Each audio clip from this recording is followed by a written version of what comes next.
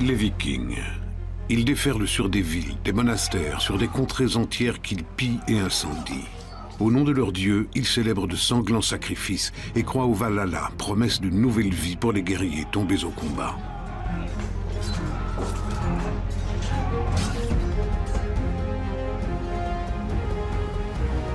Au cours de leurs incursions vers le sud, ils découvrent une religion très différente de la leur, le christianisme. D'ailleurs, des missionnaires arrivent en Scandinavie. Mais les hommes du Nord vont résister longtemps à toute tentative d'évangélisation.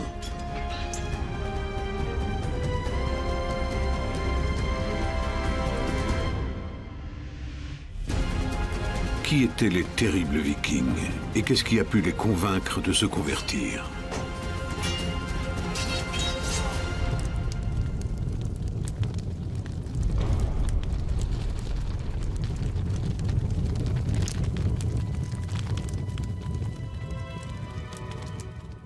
La Scandinavie est le pays des étendues vierges et du soleil de minuit.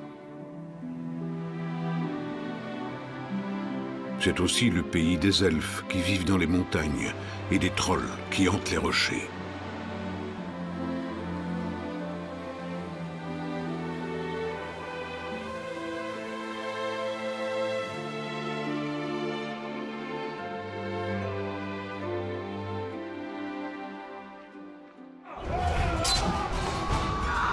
C'est enfin le pays des terribles guerriers vikings qui ont pillé tout le nord de l'Europe. Au début du Moyen Âge, le déclin de l'Empire carolingien laisse un vide dont les Vikings vont tirer parti.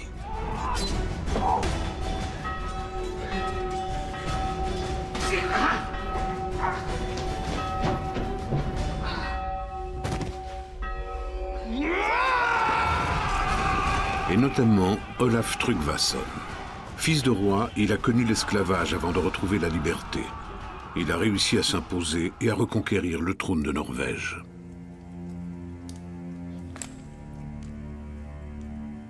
On le surnomme Patte de Corneille parce qu'il lit l'avenir dans les ossements d'oiseaux. Il poursuit un seul but, détrôner les chefs norvégiens pour régner seul sur le pays. Pour cela, il est prêt à tout, même à renier sa foi.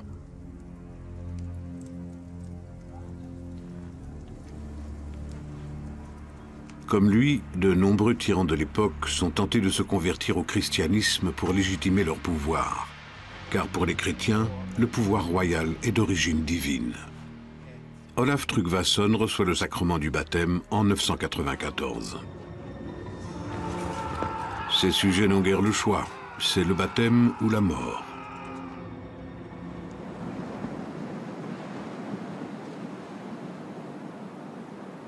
De nombreux Norvégiens, fidèles à leurs croyances ancestrales, fuient alors en Islande.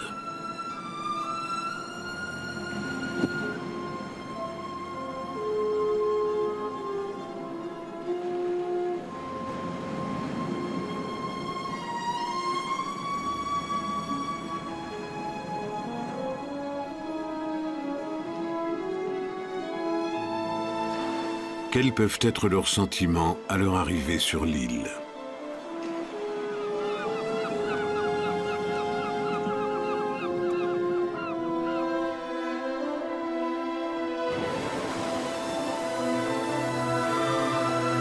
L'Islande est une terre sauvage et inhospitalière, faite de cratères volcaniques, de geysers, de montagnes et de cascades.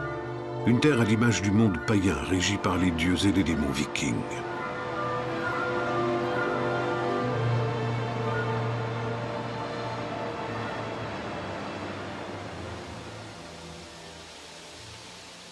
À Stöng, on a découvert une ferme ensevelie sous des cendres volcaniques lors de l'éruption de 1104. Récemment reconstruite, elle nous permet d'imaginer la vie des Islandais à cette époque. C'est une bâtisse dépourvue de fenêtres, les murs en tourbe sont couverts d'herbes.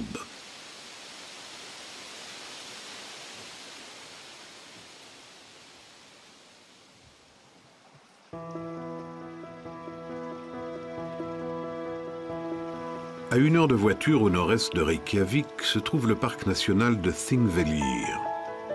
Durant des siècles, l'Althing, l'Assemblée parlementaire annuelle des Islandais, s'est tenue ici, dans ce paysage aux falaises escarpées. Tout le peuple y assistait, mais seuls les hommes avaient le droit de vote.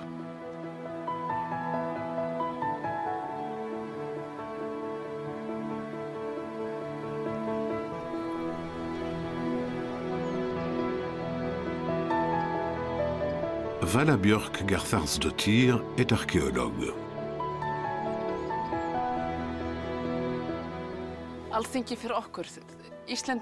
Les Islandais attachent beaucoup d'importance à tout ce qui les relie à leurs origines et ils considèrent ce site comme un haut lieu de leur histoire.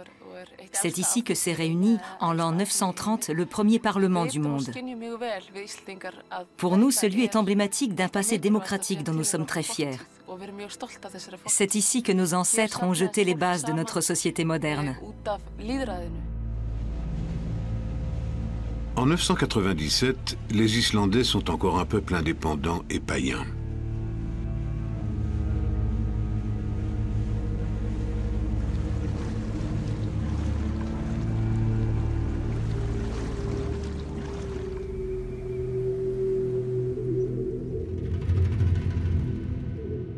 Parmi leurs dieux, Odin est le plus puissant.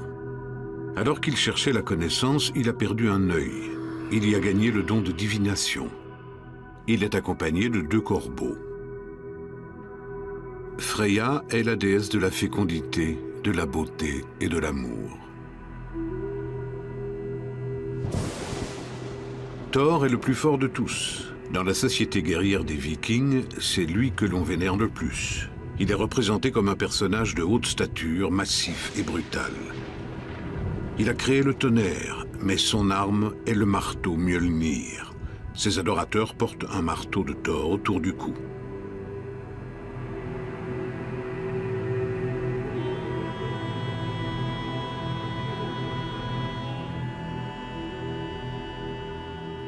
Spécialiste du panthéon scandinave, Sven Rosborn est à la tête du département scientifique de l'archéosite viking de Fotviken en Suède. Pour eux, les dieux étaient comme des hommes. Même s'ils étaient bien plus puissants que les hommes, ils se comportaient comme eux. Ils buvaient, ils mangeaient, ils faisaient l'amour et se jouaient des mauvais tours comme les mortels. Mais qui sont exactement les Vikings, ces guerriers qui croient en Odin, Thor et Freya, et qui parcourent le monde en quête de richesses à piller, mais aussi à acheter et à revendre? Tous les Scandinaves ne sont pas des Vikings. Les Vikings sont des hommes jeunes qui se livrent au pillage, une étape incontournable pour devenir des hommes.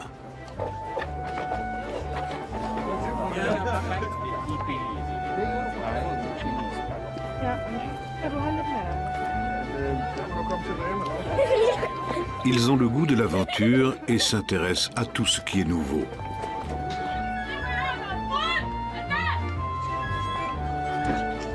Beaucoup vivent bien, avec des chefs moins despotiques qu'Olaf Tryggvason. Leur dieu leur donne satisfaction. Pourquoi donc changerait-il de religion ?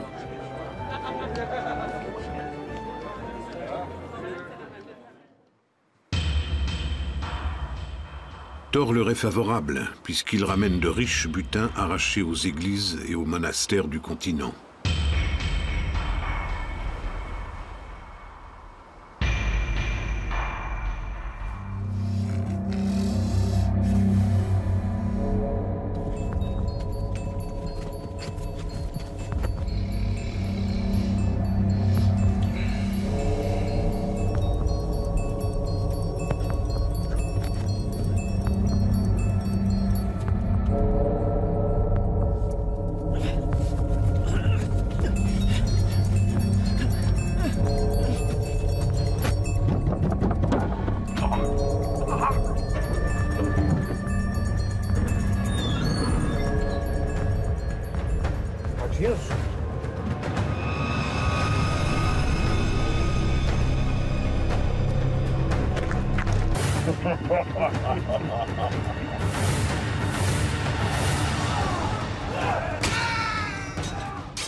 En l'an 793, les guerriers scandinaves attaquent le monastère anglais de Lindisfarne.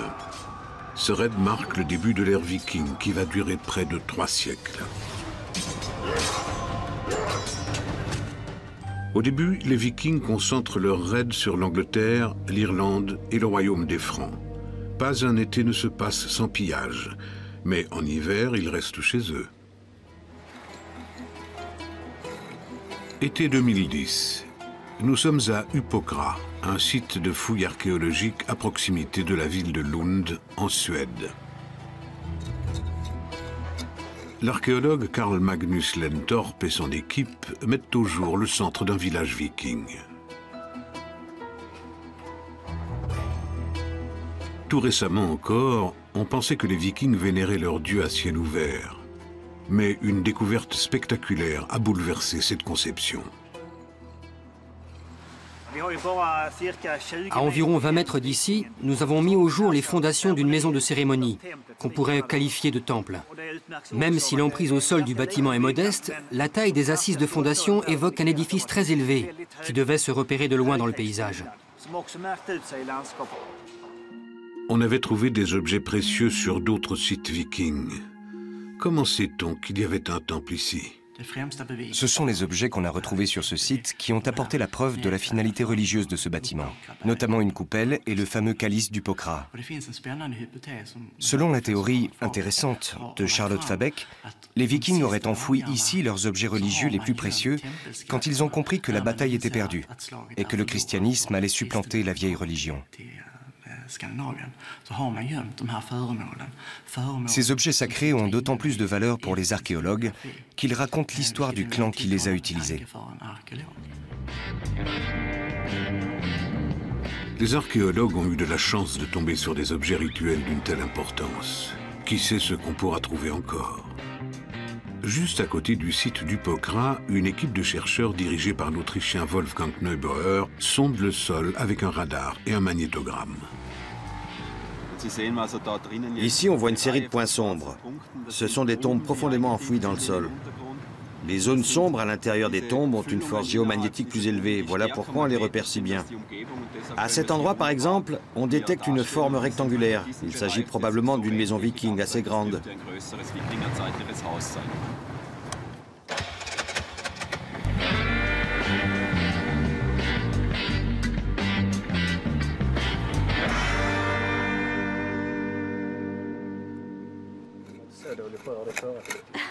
L'arrivée du christianisme a signé la fin du temple d'Upokra. La construction du temple remonte au IIIe siècle après Jésus-Christ. Les fouilles montrent que le sol a été refait plusieurs fois et que toutes sortes de rénovations ont été entreprises. Le bâtiment a été utilisé jusqu'à la première moitié du Xe siècle, comme une église de village le serait aujourd'hui. Le sol d'Upokra a livré aux archéologues un véritable trésor. Parmi les nombreuses pièces mises au jour, des objets de culte en or pourraient représenter des dieux. Reste à savoir lesquels. Pendant près d'un siècle, la question de l'existence de temples dans la tradition cultuelle des anciens Scandinaves a fait débat parmi les scientifiques. Le jour où on a découvert celui d'Upokra, ça a été comme si tout à coup les vieilles sagas islandaises prenaient vie. C'est un moment unique dans la vie d'un archéologue.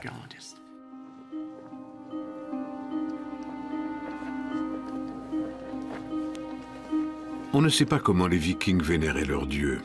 On ne connaît pas les rites célébrés avant le départ d'un drakkar, ou lors d'une naissance ou d'un décès.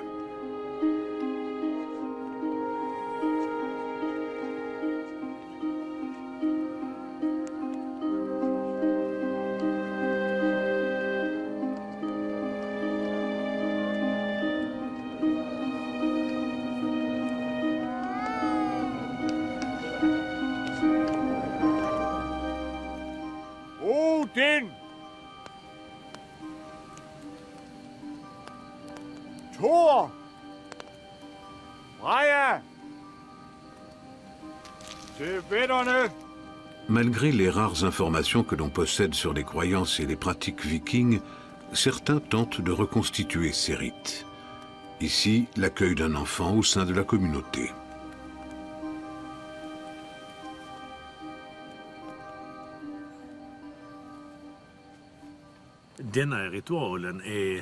Ce rite rassemblait la famille au sens large, c'est-à-dire le clan et ses alliés. Aujourd'hui encore, certains parents préfèrent perpétuer cette tradition païenne plutôt que de faire baptiser leur enfant à l'église.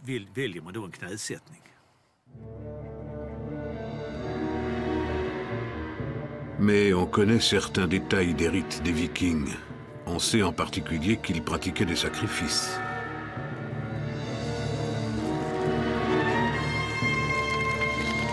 Non loin d'Uppsala, des animaux et des hommes étaient sacrifiés tous les 9 ans avant d'être pendus dans un bois sacré.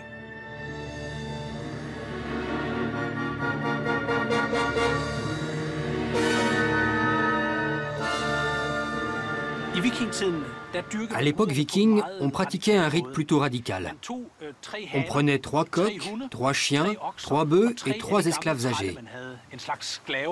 On égorgeait tout ce petit monde, on collectait et on mélangeait leur sang. Puis on badigeonnait les statues de Thor, d'Odin et d'autres dieux. On appelait ça une libation. Ce sang sacrificiel était censé parvenir jusqu'aux dieux et leur profiter.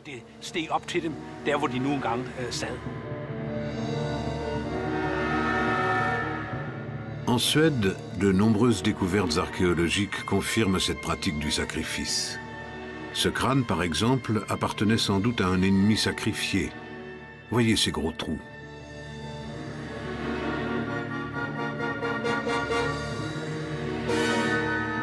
À Uppokra, on a découvert un lieu de sacrifice. Les armes des ennemis vaincus ont été tordues symboliquement et leurs ossements posés juste à côté.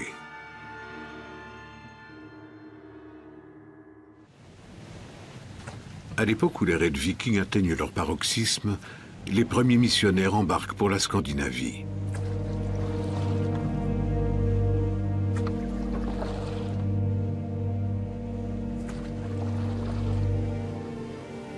En 830, le moine Hansker débarque à Birka, en Suède, un grand port de commerce situé sur le lac Mälar.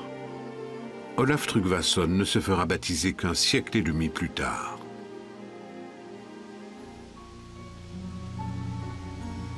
Aujourd'hui, il ne reste de la cité que quelques tumulus. Hansker va trouver un allié en la personne du roi Björn. Grâce à l'appui royal, il fait construire la toute première chapelle de Suède. En échange, le roi espère obtenir de l'empereur Louis le Pieux des accords commerciaux. Mais dans son immense majorité, le peuple reste indifférent à la nouvelle foi.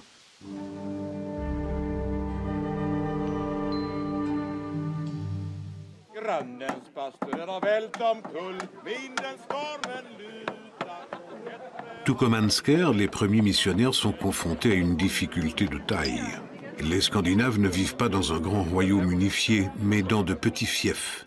La tendance est à l'individualisme. Les hommes et les femmes du Nord ne se laissent pas convertir collectivement. Autre difficulté, ce ne sont pas les barbares que le reste de l'Europe imagine. Ce sont de bons vivants, attentifs à leur hygiène corporelle, amateurs de bijoux et autres accessoires.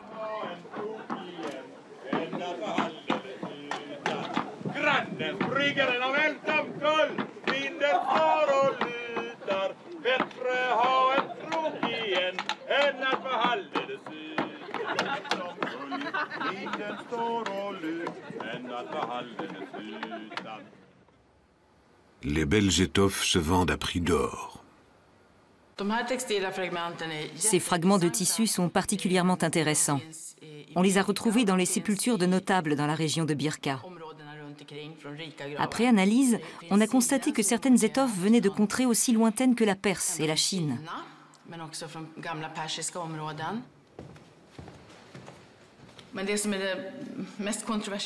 Une question longtemps controversée de l'iconographie viking a été l'usage de ces broches appelées fibules sur les vêtements féminins.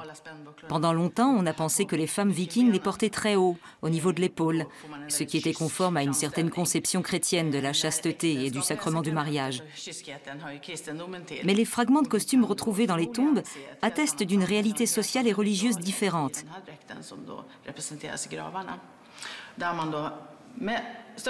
Ces fibules se portaient en fait bien en vue sur la poitrine. Et même si ces femmes n'étaient pas dénudées, cet ornement suggestif témoigne d'une conception du corps très éloignée de celle du christianisme.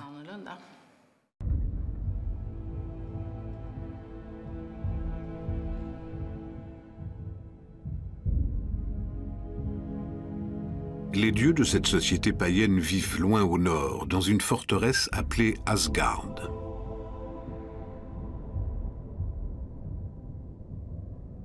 Midgard est le monde des mortels. Et Utgard, le monde des géants, dans les profondeurs insondables de la Terre. Asgard et Midgard sont reliés l'un à l'autre par l'arc-en-ciel Bifrost. Chaque jour, Odin, Freya et Thor le chevauchent pour se rendre au Parlement.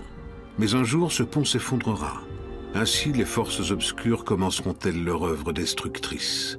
Ce sera le Ragnarök, le crépuscule des dieux, le combat final au cours duquel ils seront exterminés.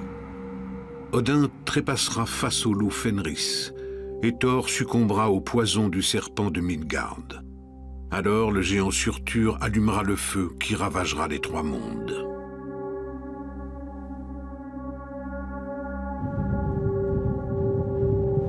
Mais certains dieux renaîtront des cendres de l'ancien monde, et une nouvelle ère commencera.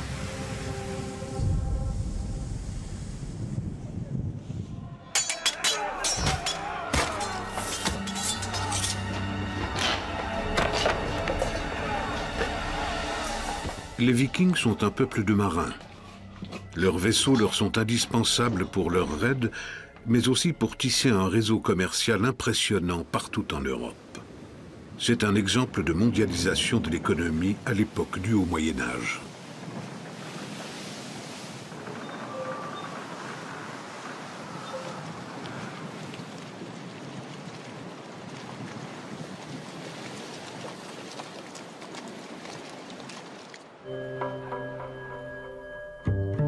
En 1962, des archéologues ont découvert 5 navires en bon état de conservation au fond du fjord de Roskilde, au Danemark. Leur forme et l'association de rames et de voiles en faisaient des embarcations maniables et rapides, avec lesquelles aucun autre bateau européen ne pouvait rivaliser.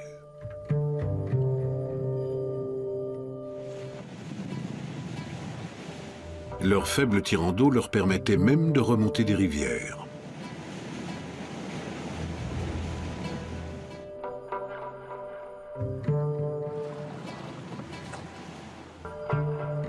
Le navire le plus long jamais construit, pas moins de 50 mètres, a appartenu au roi Olaf Tryggvason.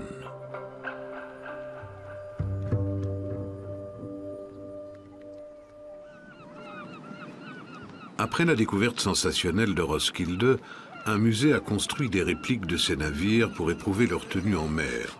Les charpentiers travaillent aujourd'hui sur un nouveau modèle.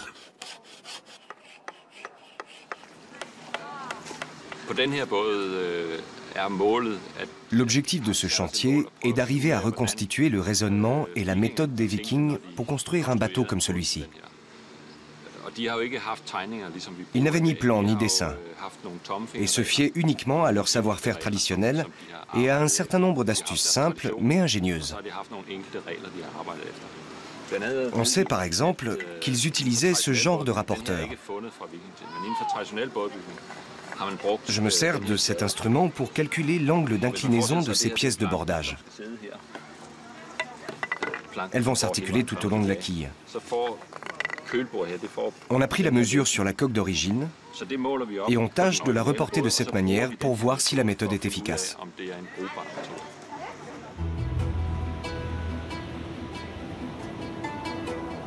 En 2007, une traversée spectaculaire a eu lieu. Un équipage a rallié Roskilde à Dublin, en Irlande, en 6 semaines. Preben Sorensen a participé à l'aventure. On ne savait pas ce qui nous attendait. Au plus fort de la tempête, le gouvernail a cassé et il a fallu ramener la voile à toute vitesse. Je n'ai pas eu peur, mais pendant 10 bonnes minutes, je me suis dit, c'est la fin de l'aventure, il va falloir se jeter à l'eau.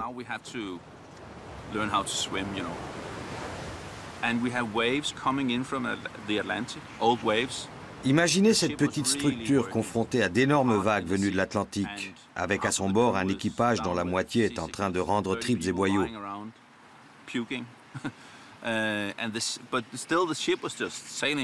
Et pourtant, le navire continuait sa course, comme si de rien n'était.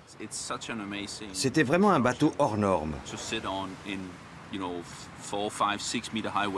Malgré des creux de 4, 5, voire 6 mètres, il continuait d'avancer.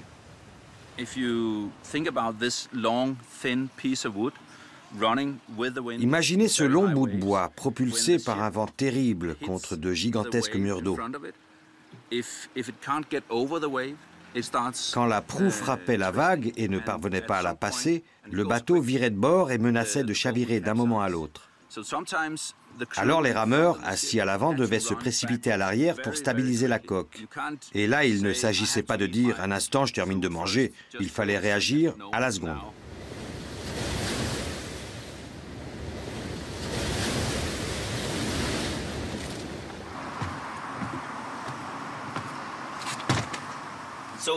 Voilà, c'est sur ce banc que j'ai passé plusieurs semaines de ma vie.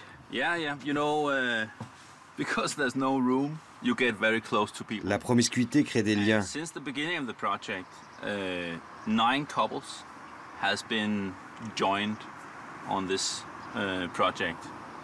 Et depuis le lancement du projet, pas moins de 9 couples se sont formés et 2 bébés sont nés.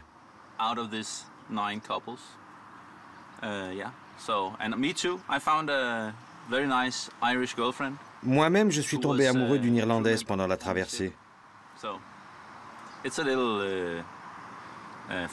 C'est le côté conte de fées de cette aventure.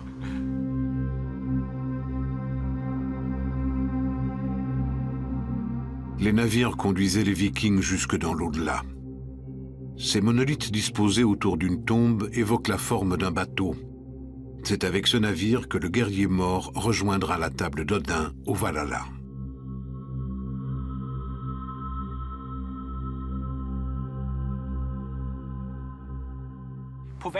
Lorsqu'il arrive au Valhalla, le guerrier reçoit le gîte et le couvert. Le lendemain, il se rend sur le champ de bataille devant la grande halle et combat jusqu'à ce qu'un adversaire lui tranche la tête. Au crépuscule, les Valkyries viennent réconcilier les têtes avec les corps. Tout le monde se relève et va festoyer à la table d'Odin. C'était l'endroit le plus enviable de la terre. Seuls les guerriers avaient accès au Valhalla. Le reste du peuple était accueilli dans le royaume nébuleux de Hel, la déesse de la mort, qui possédait son propre navire. Les Vikings croyaient qu'à la fin des temps, les forces du mal viendraient combattre les dieux à bord d'un grand bateau dont la coque était confectionnée avec les ongles des morts. Voilà pourquoi ils prenaient toujours soin de se couper les ongles à ras.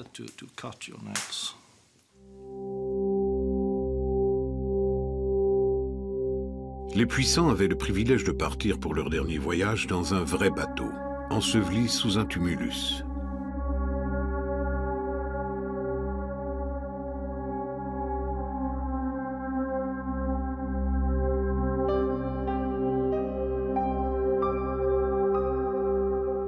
Le musée des navires vikings d'Oslo abrite l'une des plus belles pièces connues découvertes à Oseberg.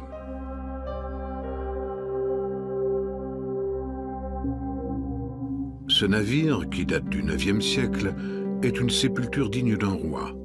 Et pourtant, ce n'est pas la dépouille d'un homme qu'on y a trouvé, mais celle de 2 femmes.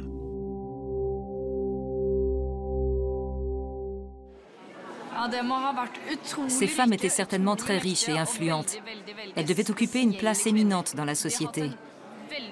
Peut-être même faisaient-elles partie de la famille royale, ou jouaient-elles un rôle politique important. On pense aussi qu'elles avaient une fonction religieuse. Selon la théorie la plus répandue, il s'agirait de grandes prêtresses, capables de communiquer avec les dieux. Le navire d'Oseberg contenait un véritable trésor. On y a découvert des chariots, des traîneaux, des meubles et des objets domestiques. Mais l'identité de ces 2 femmes demeure un mystère.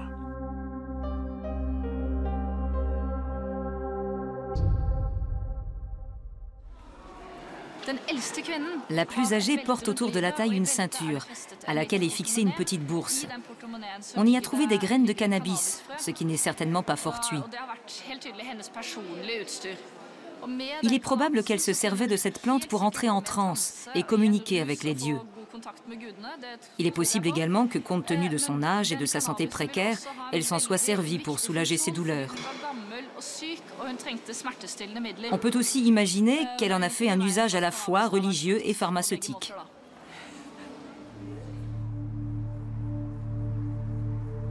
Le thème du navire qui rejoint l'au-delà se retrouve sur de nombreuses pierres sculptées découvertes sur l'île de Gotland, en Suède.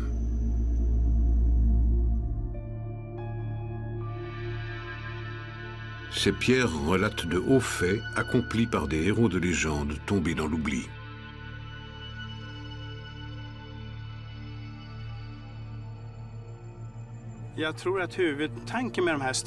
La fonction de ces pierres sculptées était essentiellement commémorative. On les érigeait en mémoire d'un défunt qui n'était pas nécessairement enterré là, mais qui avait pu mourir à l'étranger.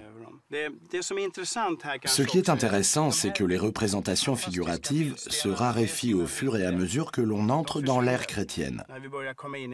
À la place, on voit apparaître une croix centrale et tout autour, un entrelac d'inscriptions runiques qui, en guise d'épitaphe, décline l'identité du défunt, sa généalogie et son lieu d'origine.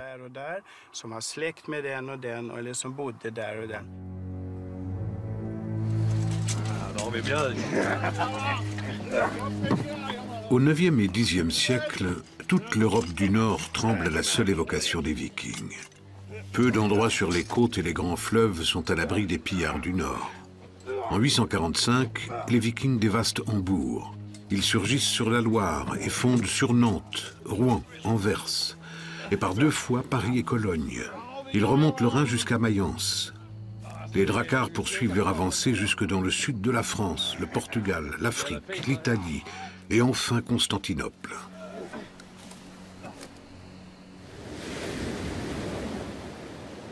Une partie du butin finit sur les marchés du royaume viking, notamment à Æthelbu. Cette ville frontalière, située entre le Danemark et le royaume des Francs, est une plaque tournante commerciale. C'est l'itinéraire le plus court pour qui voyage par voie de terre entre la mer Baltique et la mer du Nord.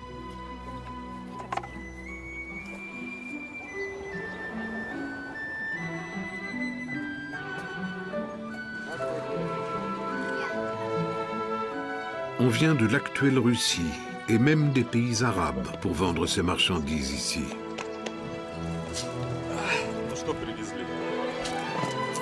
À Æthelbu, on trouve des fourrures, de l'ambre, de l'or, des armes et même des esclaves.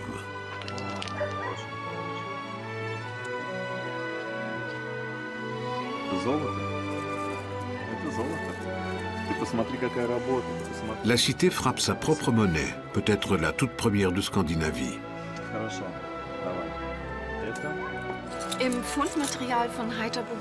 Les fouilles ont mis au jour des objets comme ces entraves destinées aux esclaves.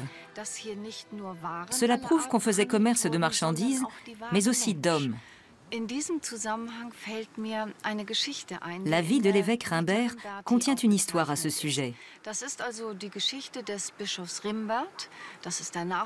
L'évêque Rimbert, successeur d'Ansger, se rend un jour au marché d'Æthelbu et remarque une nonne enchaînée qui est à vendre.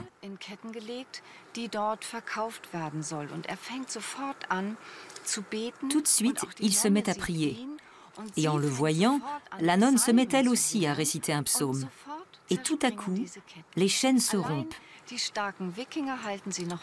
Elle n'est plus retenue que par d'impressionnants vikings. L'évêque la rachète alors. Pour cela, il donne son cheval, sa selle et ses brides. Mais surtout, il montre sa noblesse en rendant à la nonne sa liberté, en lui permettant de partir où bon lui semble.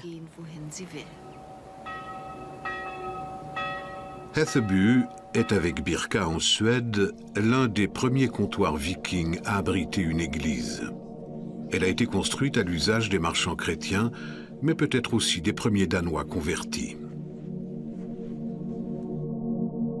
Dans l'ancien bassin portuaire d'Etheby, les archéologues ont découvert la plus vieille cloche d'Europe septentrionale. On ne sait pas si elle appartenait à l'église ou si elle faisait partie du butin d'un pillage. À la frontière de la chrétienté, de nombreux marchands se font baptiser uniquement pour séduire la clientèle chrétienne. D'autres païens se convertissent dans le seul but de recevoir en cadeau une chemise de lin.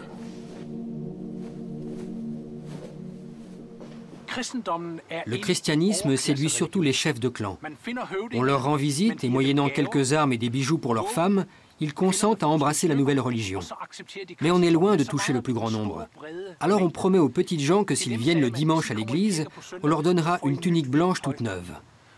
Le prêtre n'avait plus qu'à leur verser quelques gouttes d'eau sur la tête et ils étaient baptisés. On sait qu'en Islande, certains se sont fait baptiser 60 fois. Mais nombreux étaient ceux qui le faisaient sans conviction et qui, en privé, ne se gênaient pas pour prier Thor et Odin.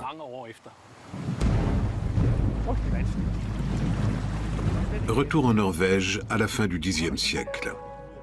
Le roi Olaf Tryggvason impose par la force le christianisme à ses sujets. Mais Olaf l'ambitieux veut évangéliser les Islandais pour affirmer son pouvoir sur eux. Il dépêche le missionnaire Thangbrand sur place. Ce dernier pratique un prosélytisme sans scrupules. Il ira jusqu'à commettre des meurtres. Thangbrand va passer 2 ans sur l'île.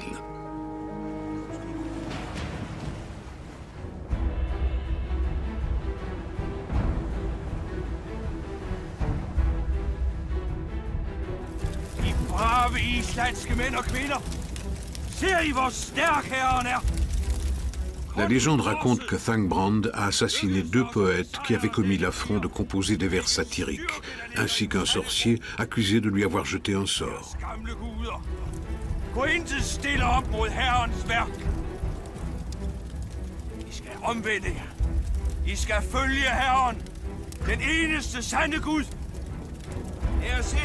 Partout où il prêche, il déchaîne les passions. Les uns sont fascinés, les autres le haïssent. Aujourd'hui encore, c'est un personnage très controversé. Den sande tro. Læren om den ene sande Gud.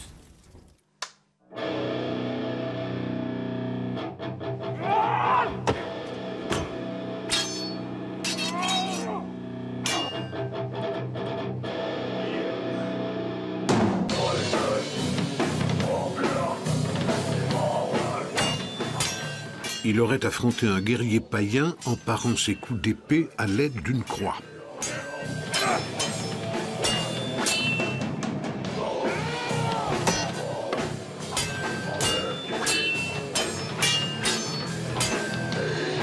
Pour le groupe de heavy metal danois Svartsot, littéralement la mort noire, cela méritait un hommage musical.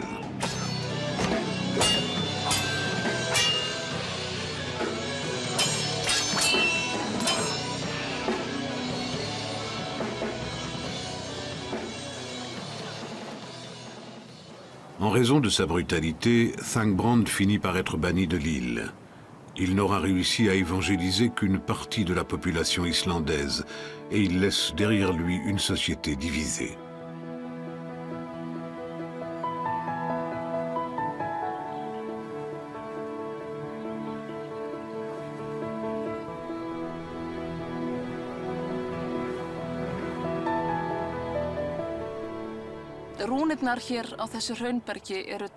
Les inscriptions runiques qui sont gravées sur cette roche volcanique disent en substance « Quiconque vient en ce lieu le fait à ses risques et périls ».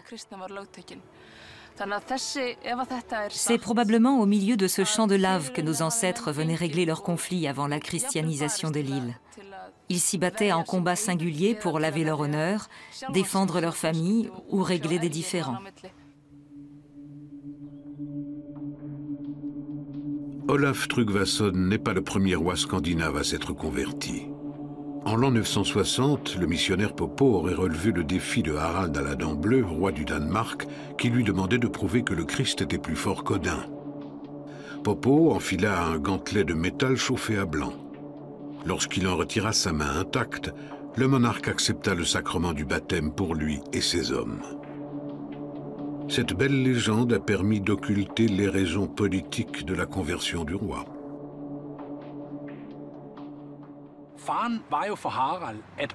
Harald craignait qu'en dépit de tous ces arguments, l'empereur Othon annexe le Jutland au Saint-Empire romain germanique. Alors il n'a pas hésité. Il a ordonné à tous les Danois de se convertir. Le roi Harald fait même transférer la dépouille de son père, qui était pourtant un anti-chrétien convaincu, dans une église. Il est le premier roi à imposer à ses sujets la foi chrétienne. Il fait aussi ériger une pierre sculptée à Jelling.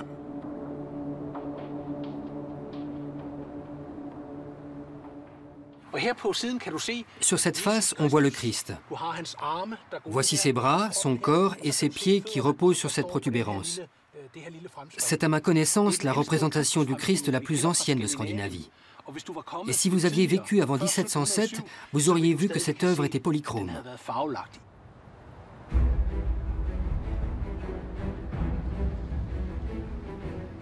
Le baptême rapporte gros au roi Harald. L'empereur Othon lui remet en effet de l'argent pour lever une armée suffisante pour conquérir le sud de la Suède.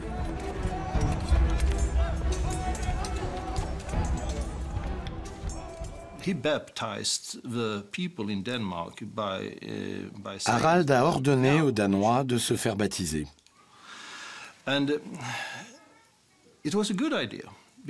C'était un bon calcul, car il accédait ainsi au rang de chef religieux. La vieille religion était centrée sur la vénération de la nature. Les gens avaient des croyances diverses et polymorphes. Et voilà qu'un beau jour, le roi décrète qu'il n'y a qu'une vraie foi et qu'il tient son pouvoir directement de Dieu. Les petites gens n'y ont rien gagné, mais le roi en a tiré un avantage considérable.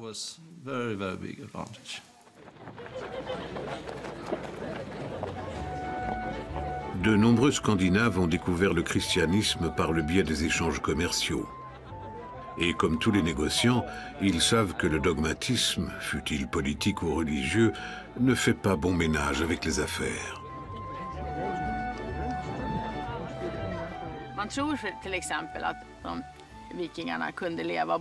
On pense que les Vikings n'avaient aucun scrupule à vivre une double vie spirituelle, tantôt chrétienne, tantôt païenne. Certes, les sagas islandaises font mention de quantités de baptêmes. Quand les gens se rendaient en ville pour y faire commerce, ils se comportaient en bons chrétiens. Mais dès qu'ils rentraient chez eux, dans l'intimité du clan, ils s'adonnaient à leur rite païen. Tant qu'ils y trouvaient leur intérêt, les deux pratiques étaient tout à fait compatibles. La nouvelle foi est bonne pour les affaires, qu'à cela ne tienne. Des orfèvres astucieux créent des moules qui permettent de fabriquer à la fois des croix et des marteaux de Thor.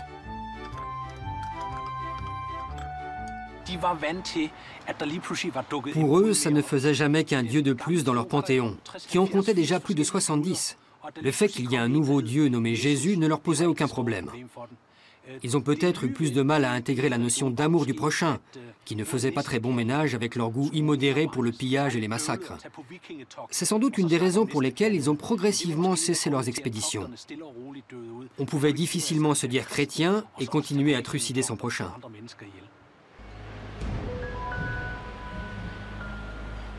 Thangbrand est banni et revient en Norvège où il avoue au roi Olaf Tryggvason l'échec de sa mission. Selon lui, jamais il ne sera possible de convertir tous les Islandais au christianisme.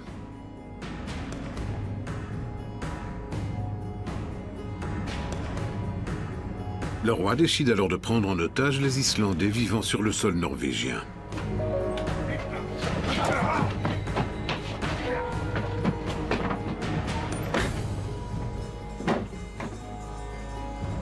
Il les fait arrêter et menace de les mettre à mort si l'Islande n'adopte pas la foi chrétienne.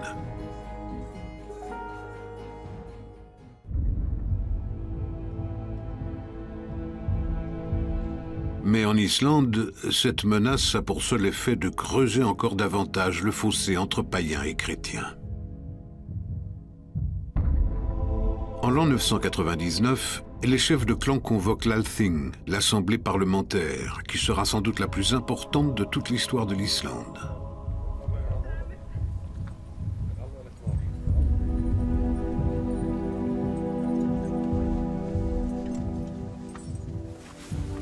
Il ne s'agit pas seulement du sort de leurs compatriotes emprisonnés en Norvège.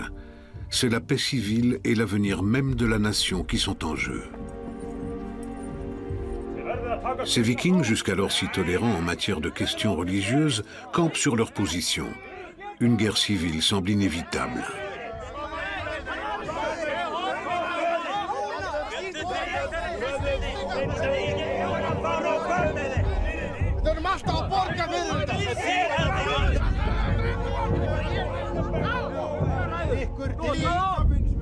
Mais au dernier moment, païens et chrétiens décident de remettre la décision entre les mains du diseur de la loi, un dénommé Thorgeir. Thorgeir se plonge alors dans une transe qui durera 3 jours et 3 nuits.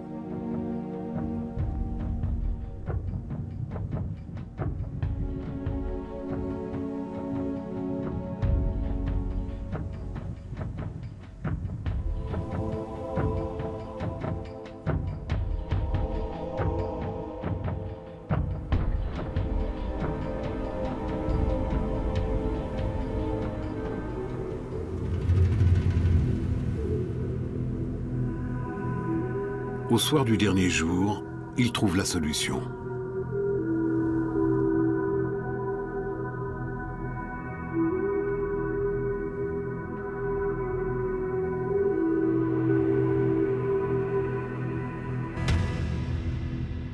Kæru landsmenn, við skulum trúa á eitt. Si nous voulons une seule loi, il nous faut une seule foi. Sur la place publique, les Islandais seront désormais chrétiens. Mais chez eux, dans l'intimité de leur foyer, ils pourront rendre un culte aux anciens dieux. Un jugement dans la plus pure tradition viking, où la tolérance n'exclut pas le pragmatisme.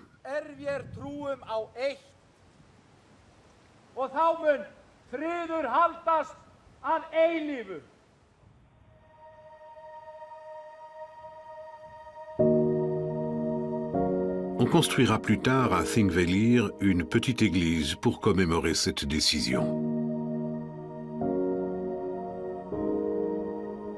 Officiellement, les chefs de clan renient donc leurs anciens dieux, même s'ils ne comprennent pas grand-chose à la nouvelle foi. Peu à peu, le changement se fait ressentir dans la vie des Scandinaves. Jusque-là, chacun sollicitait les dieux directement. Maintenant, il leur faut un intermédiaire, le prêtre, ainsi qu'un lieu de rassemblement. La distance avec Dieu s'accentue, tout comme la distance entre le sujet et son roi.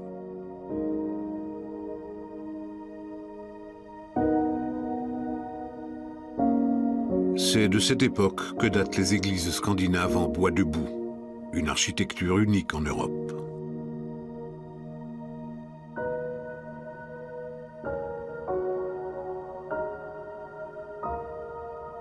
Les baptêmes des guerriers vikings ne sont qu'une première étape.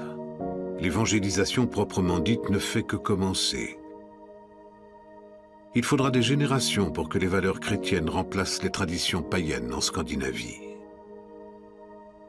Ce n'est pas la christianisation qui sera à l'origine du déclin du monde viking, mais l'émergence de nouveaux royaumes plus puissants en Europe occidentale. Mais le mythe des Vikings, lui, est toujours vivace. Le mythe du guerrier viking a toujours excité les imaginations.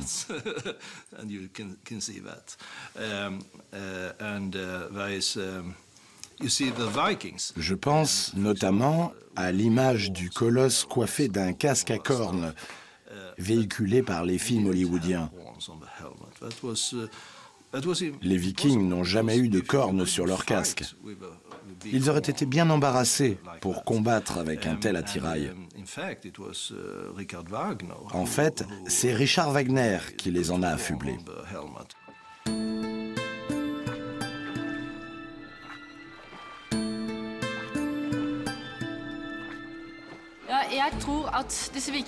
Je crois vraiment que nos ancêtres vikings ont encore beaucoup à nous apprendre.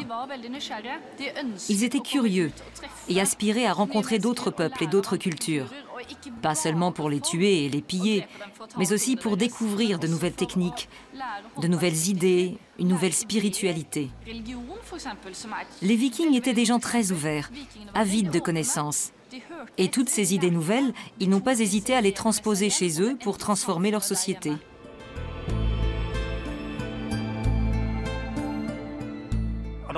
Parmi les différentes contributions des Vikings à notre vie quotidienne, on peut citer les noms des jours de la semaine dans les langues germaniques. Ainsi, en anglais, Tuesday, Wednesday, Thursday font directement référence aux dieux Tyr, Odin et Thor. Quant au vendredi, en anglais Friday, il est consacré à Freya, la déesse de l'amour, tout comme le vendredi latin l'est à Vénus.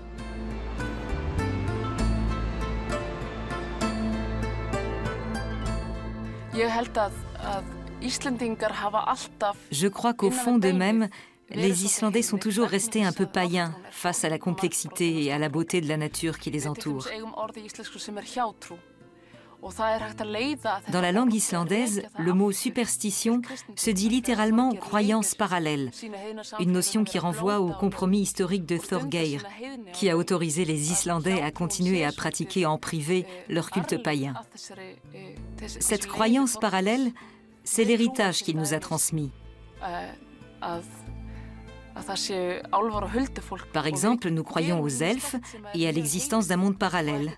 Nous avons toutes sortes de coutumes qui sont une résurgence directe du paganisme. Pour nous, ce n'est pas de la superstition, c'est l'héritage des générations précédentes. Ces croyances sont indéfinissables.